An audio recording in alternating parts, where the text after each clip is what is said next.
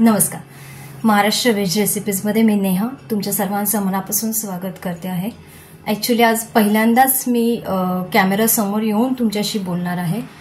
याच्या आधी मला कधी अनुभव नव्हता किंवा काय म्हणजे थोडंसं जर मी घाबरत असेल तर प्लीज तेवढं थोडंसं मला समजून घ्या तुम्ही. तर आज मी तुमच्याबरोबर शेअर करणार आहे डिंकाच्या लाडूची रेसिपी. तर डिंकाच्या लाडूसाठी मी सर्व सामान इथे काढून ठेवलेलं आहे. तर मी तुम्हाला ते आता ते वजनीप्रमाणे त्याचं सर्व सांगणार आहे डिंकाच्या लाडूचं. तर ते तुम्ही डिस्क्रिप्शन बॉक्समध्ये मी लिहून ठेवणार आहे, ते तुम्ही तिथून बघू शकता. तर जास्त वेळ न घालवता आपण लाडूला सुरुवात करूया. बाळंतिणीच्या आरोग्यासाठी हे लाडू खूप उपायकारक आहेत. तर तसेच लहानांपासून मोठ्यांपर्यंत प्रत्येकाने एक दिवसातून हा लाडू खायला पाहिजे. तर अशा प्रकारे हे लाडू खाल्ल्याने हाडांची मजबूती पण बळकट होते. तर आता आपण कृतीला सुरुवात करूया. तर जाडबुडाची कढई घेऊन मी जे तीळ घेतले होते पांढरे तीळ ते आता भाजून घेणार आहे. त्यानंतर सुकं खोबरं भाजून घेणार आहे मंद आचेवर लालसर होईपर्यंत. तर जे मिश्रण आता मी भाजून घेणार आहे ते एका मोठ्या परातीत सगळं काढून घेणार आहे भाजून झाल्यानंतर. तर अळीव आता 2 मिनिटांसाठी मी भाजून घेणार आहे चांगले. अळीव भाजतानाच खसखस टाकलेली आहे, कारण अळीव आणि खसखस भाजायला जास्त वेळ लागत नाही. अळीव जास्त वेळ भाजली की ती लाल होते आणि त्याचा जो कडवटपणा आहे तो लाडूमध्ये उतरतो. म्हणूनच अळीव आणि खसखस जी आहे आपल्याला ती 2 मिनिटांसाठी हार्डली भाजून घ्यायची आहे. तर त्यानंतर मखाणा मी टाकला आहे. मखाणा चांगला भाजून घेणार आहे. तर मखाणा तुम्ही तुमच्या इच्छेने इच्छेने क्वांटिटी ह्याची वापरू शकता लाडूमध्ये. तर मखाणा चांगला परतल्यानंतर त्याच कढईमध्ये मी तूप सोडणार आहे. तूप टाकल्यानंतर जे डिंक आपला घेतला होता आपण तो डिंक मी थोडा करून तळून घेणार आहे. तर तुम्ही बघू शकता आता तूप जे आहे ते चांगलं तापलं आहे कडकडीत. त्यानंतरच आपल्याला डिंक त्याच्यात सोडायचा आहे आणि डिंक चांगला तळून घेतल्यानंतर तो साईडला काढून घेणार आहे. त्यानंतर जे आपण ड्रायफ्रूट्स घेतले होते काजू बदाम ते आपण त्याच तुपामध्ये आपण टाकणार आहोत. तर हलकासा ब्राऊन कलर येईपर्यंत मी बदाम चांगले भाजून घेतले आहे. अशाच प्रकारे काजूचा पण थोडासा हलकासा ब्राऊन कलर आल्यावर मी काजू काढून घेणार आहे. काजू तळतानाच मी त्याच्यात मनुके टाकले आहेत आणि हे सगळं मिश्रण आता एका भांड्यात काढून घेणार आहे. त्यानंतर गव्हाचं पीठ घेऊन गव्हाचं पीठ पण चांगलं भाजून घेणार आहे. गव्हाचं पीठ भाजताच त्याच्यामध्ये मी जी मेथी पावडर आपण घेतली होती ती मेथी पावडर एकजीव करून चांगलं परतून घेणार आहे.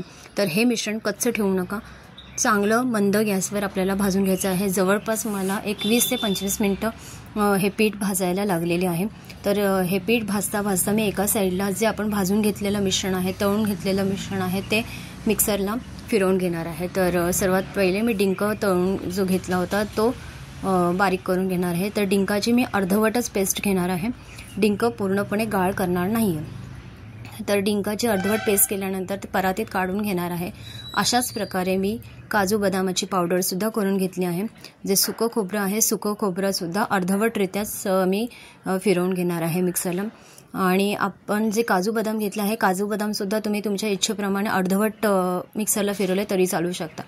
तर बाकीचं सगळं अळीव आणि तीळसुद्धा चांगले मिक्सरला फिरवून घेतले आहे. तुम्ही बघू शकता मी जास्त गाळ करत नाही आहे, हलकंसं फक्त फिरवून घेणार आहे, कारण ऑलरेडी भाजल्यामुळे चांगलं ते कडक झालेलं आहे मिश्रण. तर चांगलं आपल्या एका साईडला गॅसवर जे पीठ ठेवलं होतं गव्हाचं ते सुद्धा चांगलं भाजून झालं आहे. ते काढून घेतलं आहे एका परातीत.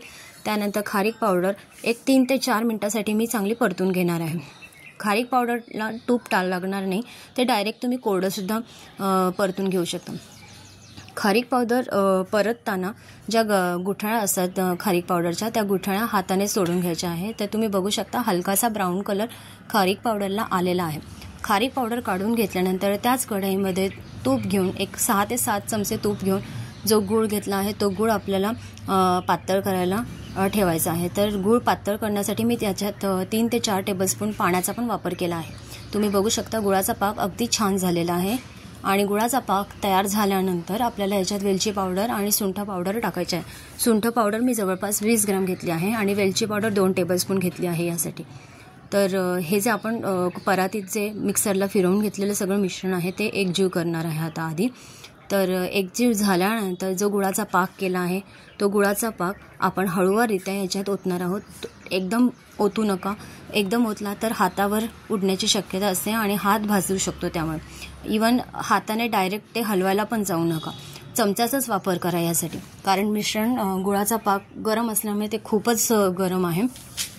तर पहिले 5 मिनटं मी त्याला चमच्यानेच चांगलं एकजीव करून घेणार आहे. 5 मिनटानंतर ते थोडंसं कोमटच असतं ते मिश्रण. त्यानंतर हाताने एकजीव करून घ्यायचं आहे. तुम्ही बघू शकता आत्ता पण मिश्रण चांगलंच गरम आहे, पण मी हाताने फिरवून घेत आहे कारण गुळाचा पाक सगळीकडे स्प्रेड व्हावा म्हणून. तर अशा प्रकारे मी बाकीचे सगळे डिंकाचे लाडू आता डिंकाचे लाडू करून घेणार आहे. चांगले वळले जात आहे डिंकाचे लाडू.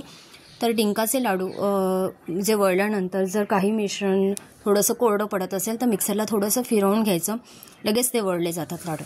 तर अशा प्रकारे सर्व लाडू मी वळून घेतले आहेत. तुम्ही बघू शकता किती छान झालेले आहेत. तर तुम्हाला माझी ही रेसिपी आवडली असेल तर लाईक करा, शेअर करा, सबस्क्राईब करा आणि मला कमेंट करून नक्की सांगा.